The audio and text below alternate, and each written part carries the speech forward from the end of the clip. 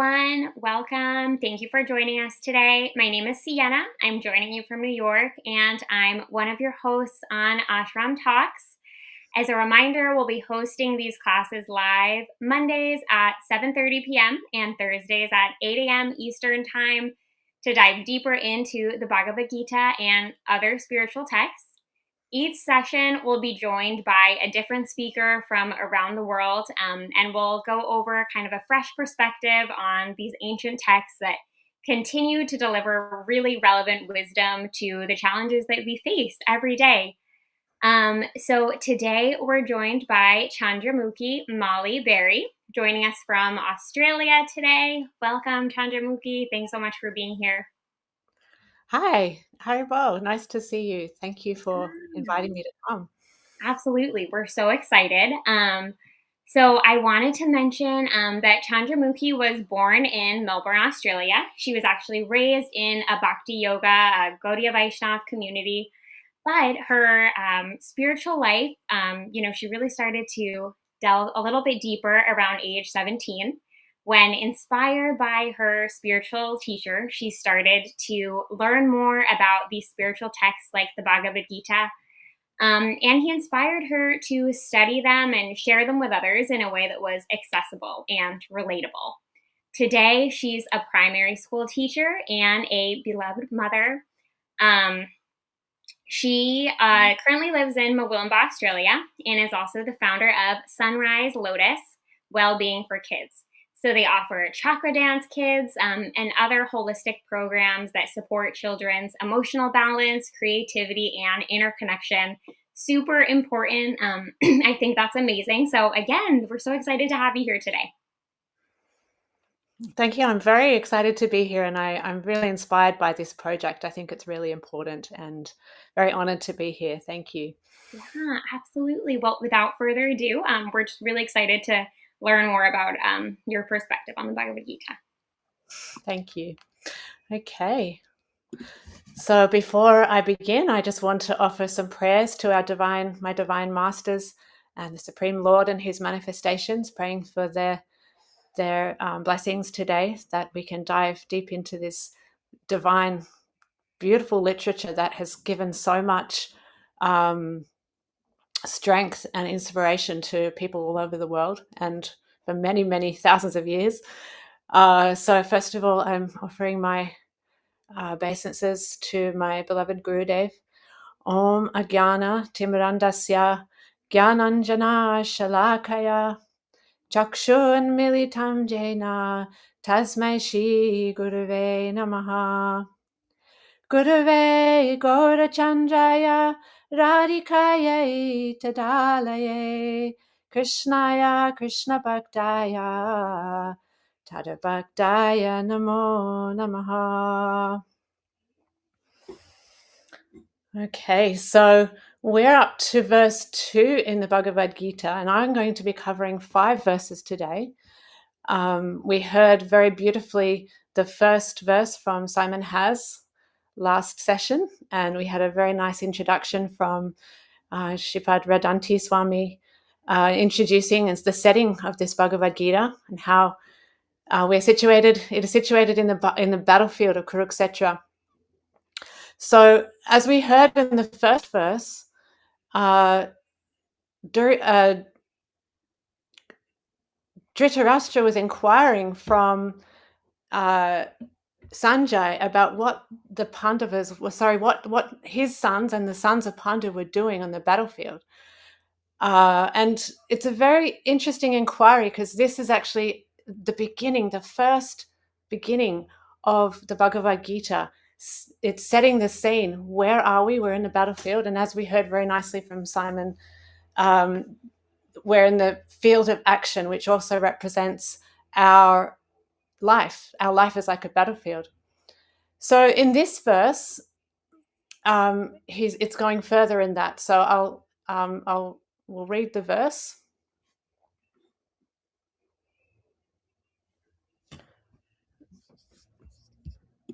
So that is, Sanjaya said, "O king, after looking over the army gathered by the sons of Pandu, King Duryodhana went to his teacher and began to speak the following words."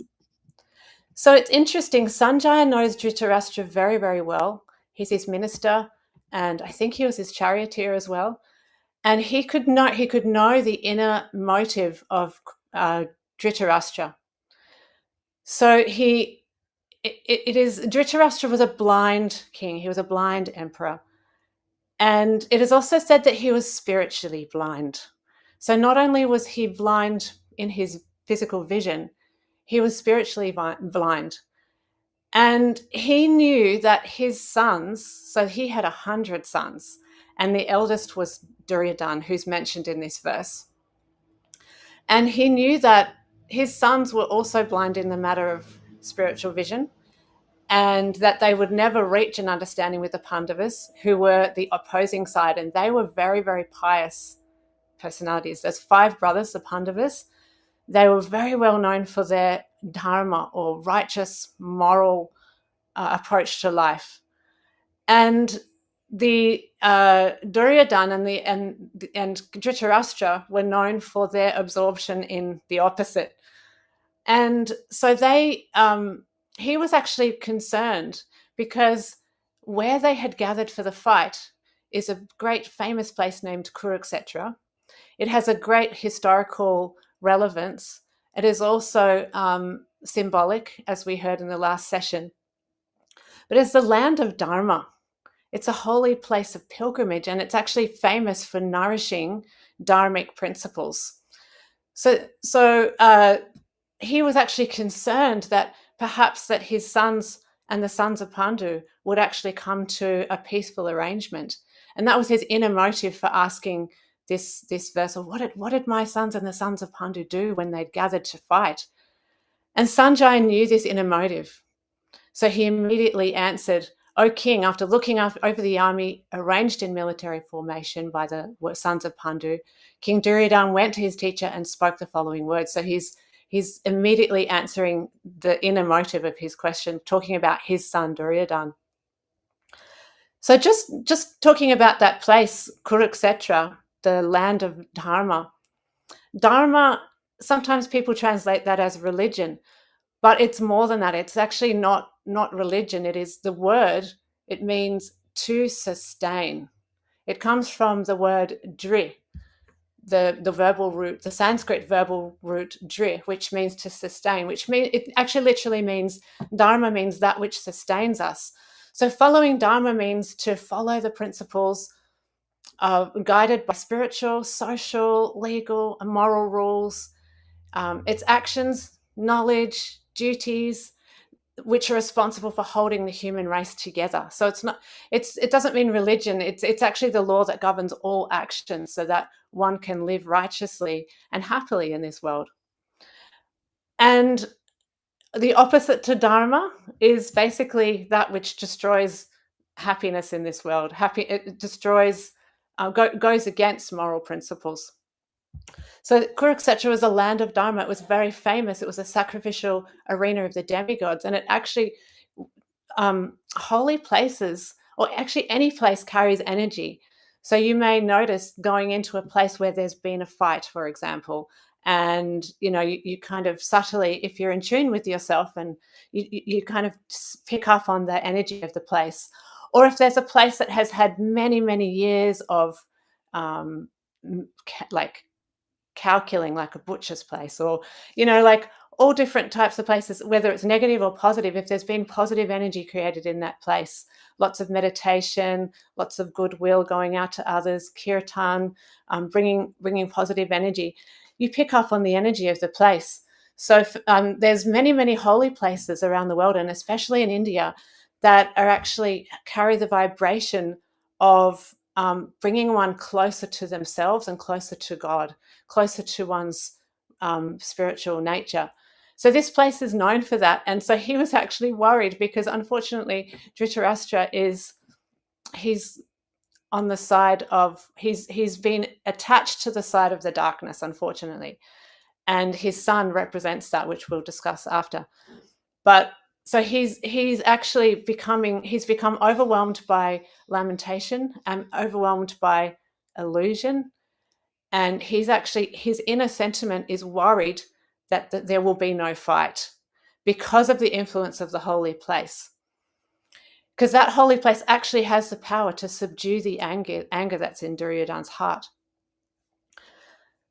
So Sanjay is actually, he's going to be answering his question in such a way to show him there definitely will be a fight. So Dhritarashtra, outwardly, he's showing that he would be happy if there was a truce between the Pandavas and his sons. He's outwardly showing that, if they found peace because of this dharma, etc., this holy place of Kuru, etc., then that would be a good thing. But his inner sentiment, he's overwhelmed by lamentation, illusion, and he's actually fearing the influence of this holy place, and that it will be an impediment for his. If they do make a truce, a peaceful agreement, that the Pandavas will the other 5 brothers of Pandavas, they'll still be an impediment to his son's happiness. So actually, he's not in a good state of mind, and he's actually, his whole life he's been attached. Obviously, all fathers are attached to their sons, but his son in particular is Duryodhana, who is represents the dark side. So in a way, you could see how he's like the villain in the story, because there's always a villain, right? So there's that demonic energy that's pushing up against the good, and ultimately it's bringing out the good in the end. And the light, you can see light because of the darkness, right? So Dhritarashtra has been moving in that direction his whole life, especially with his sons. His 100 sons, they were all in a similar mood, headed by Duryodhana. So Sanjay knows Dhritarashtra's sentiments. He knows that actually he's worried. Sanjay actually has the power to see the past, present, and future. He can see what's going on in the war by his internal meditation. He has that mystic potency. And he's telling Dhritarashtra, he's confirming, yes, there will be a war. He's saying, actually, he knows that the outcome of the war won't be favorable. The outcome of the war will be favorable to the light side, as light always wins over darkness, right? So, but he very intelligently hides that. And he's telling Dhritarashtra straight away that Duryodhana is not going to compromise with the Pandavas. But he's telling him what happened. So he's saying that Duryodhana has seen the extremely strong arrangement of the army of the Pandavas. So because they're viewing, this is at the beginning of the battle, and they're viewing each other's sides. And Duryodhana, he's seeing this very powerful arrangement. And so he personally approaches his teacher, his guru, Dronacharya. Dronacharya was their guru or teacher of the Pandavas and the Kauravas, and both sides. And he was expert in military science, so he wanted to inform him of the actual situation. So Duryodhana, we'll turn a little bit to Duryodhana now. Who is Duryodhana? So he's the son of Dhritarashtra, as we heard. He's the eldest son.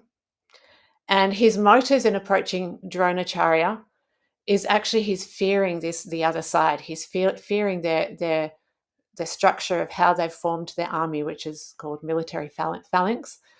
And on the pretext of showing just respect to Dronacharya, he wanted to display his political expertise and his diplomatic veneer.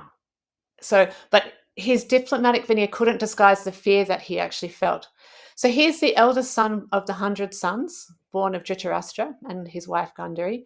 Now, interestingly, at Duryodhana's birth, there were many bad omens.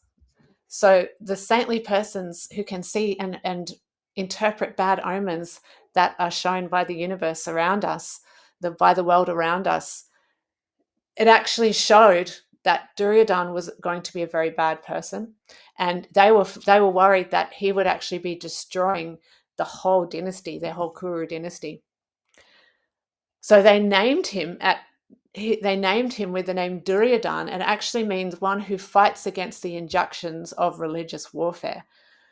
So in those days, the war was very, very, it was actually like a religious war in terms of the way they fought is like on like it was with respect, it was with dignity. It wasn't like the wars we see today where um you know they're just bombing innocent civilians, babies, mothers, children. No, it was fought amongst equals, and there was rules of fighting. Like, for example, you didn't fight an opponent like above, like if you're fighting with a mace, then it would be above the knees and below certain areas. I'm not sure exactly what it is, but like there was so many different rules. Like they had to begin at sunrise and end at sunset. A single warrior cannot be attacked by multiple warriors. Like they would have to be having that combat. If one surrendered, they can't be injured or killed. Like there was so many rules. And so they actually did that, but it was they followed those rules for most of the war, and about 13 days in, it changed, and it was started to become influenced by this age of Kali, which has just started 5,000 years ago. And at that time, it's when this age of quarrel and hypocrisy started. Now Duryodhana represents, he's actually taken birth from a part of this Kali. So he's actually appearing in this with this mood of quarrel and hypocrisy, influenced by Kali. So Kali is this age of Kali. It's the age of quarrel and hypocrisy. It's age of going against Dharma and actually breaking down the material happiness of this age. And Duryodhana is like representing this aspect, the dark force. But obviously, as we mentioned before, when there's the darkness, there's the light. And this is kind of setting the scene here where the light is going to come in and show how one can find happiness in this world, basically, how one can move in the direction of the light and cross over all darkness, basically. So Duryodhana's asking this question. Now, the military phalanx that he's seeing is it's called a vyuha in the Sanskrit verse, and it's actually, and in those days it like so expert they were so expert in military science, and Dronacharya had taught them all. So it's like an impenetrable like arrangement, so that opponents from any direction they can't penetrate, and so it assures victory in battle. So Duryodhana is worried about their military phalanx. So he's going to his teacher Drona, who was very expert in all these things. He had taught Duryodhana. He had actually taught the Pandavas.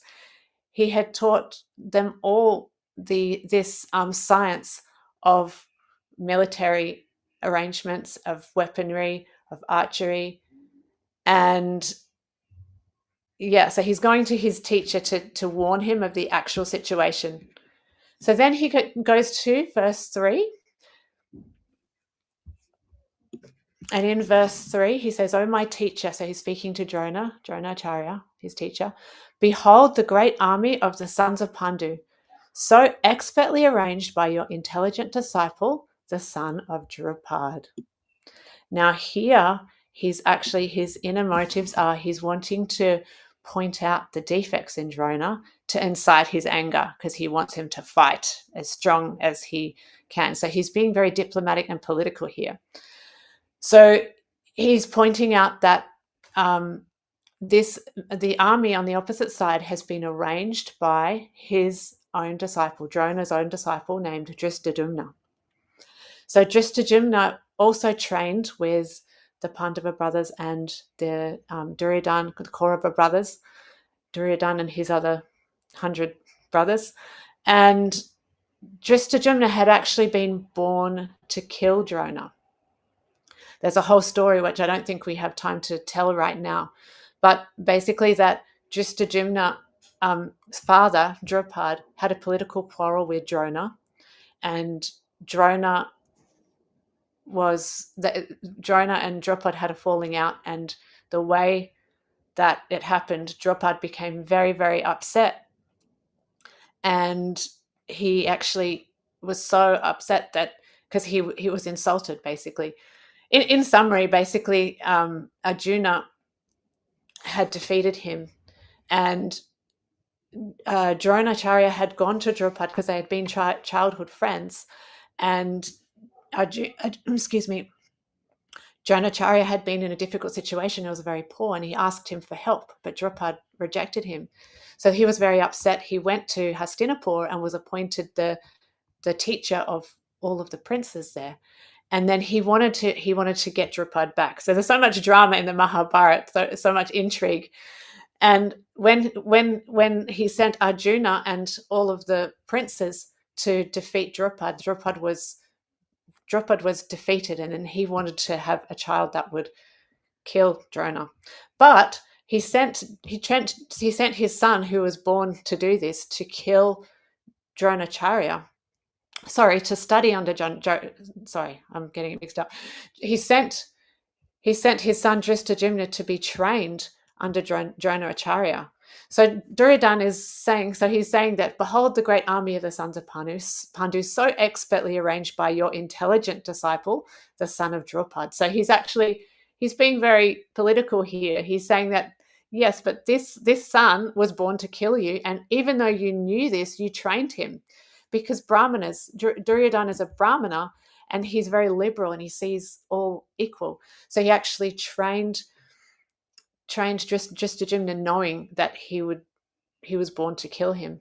So Duryodhana's bringing this up, saying that you actually trained him how to kill you, and you trained him in these military phalanxes and how to form the armies in this way.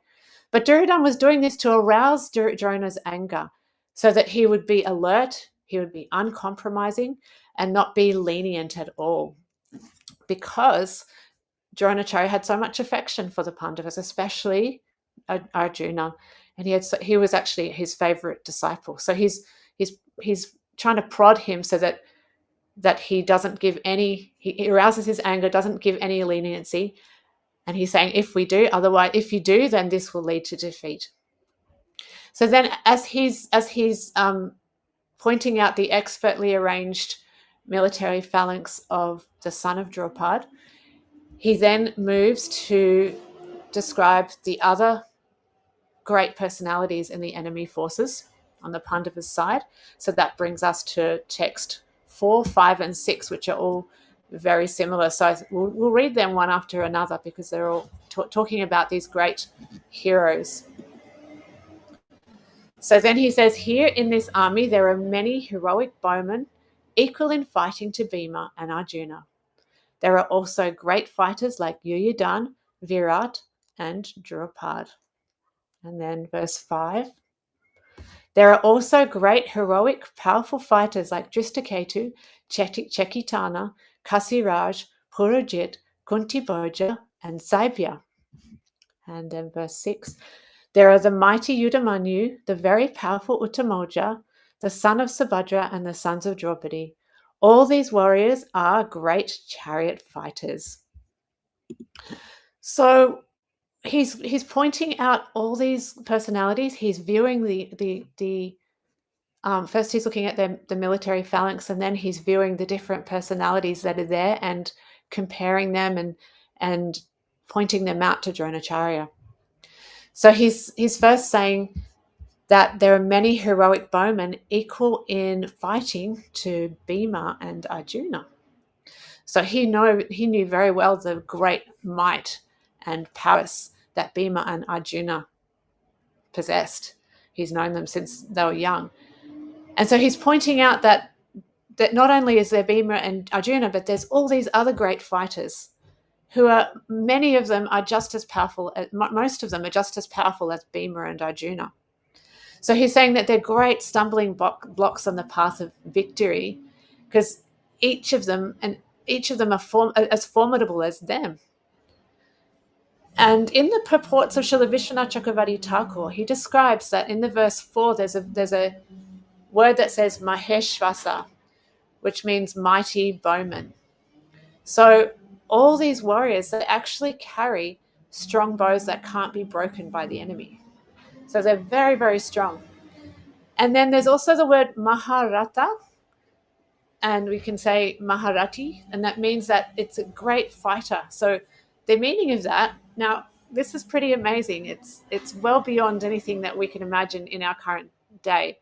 A Maharati is someone who can fight alone with 10,000 warriors single-handedly. Can you imagine that? That's a huge amount of people that they can fight. And every one of them could do that. And then there's also even further than that was Ati Ratis. Fight alone against unlimited warriors. That's the caliber of Arjuna. So there's different stories in the Mahabharata where Arjuna has actually been in battle on his own, fighting unlimited warriors, and then succeeded. So these are not ordinary warriors. These are great personalities. And so Duryodhana's pointing out these facts. And then, of course, in the next verses, which we'll hear in our next session, he moves on to describing his own army. And yeah, so this is like the setting the scene, introducing where the Bhagavad Gita is situated, what is happening. And if you read the Mahabharata, you can see the whole story behind it and the great intrigue and adventures that happened around it. And then it's bringing us into the teachings of and the conversation of Krishna and Arjuna, setting the scene for that, and how Arjuna becomes overwhelmed seeing all the great personalities and family, relatives, friends that he'll need to fight. And in doing so, it's bringing out so many wonderful teachings for living, basically, and as we heard in our last session, for living in a sacred way in the land of action, because that's this Kurukshetra. It's the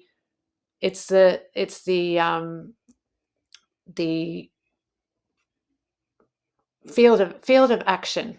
It's like how we can live in that in the battlefield of our life, which is often like a battlefield, and live in a sacred way and bring our consciousness up towards a positive, happy direction in the light. So there's so many. I'm very excited. There's so many wonderful teachings coming up, and in this chapter, we're especially setting the scene for these beautiful teachings to be brought out to the world. So I'll finish there. Thank you. Thank you so much, Chandramukhi, for just really kind of contextualizing those initial verses of the Bhagavad Gita, and giving us some really valuable, I think, background context on all of the, important characters and factors throughout this text as well. So definitely something that we really appreciate. Thank you. Yeah. So as a reminder, if you ever miss a live stream, you can subscribe to our YouTube channel, Ashram Talks English, and also follow us on Instagram, Ashram Talks ENG. We're looking forward to seeing you all on Thursday at 8 a.m. Eastern Time to continue with Chapter 1 of this text. Thanks so much, everyone who joined us, and see you soon.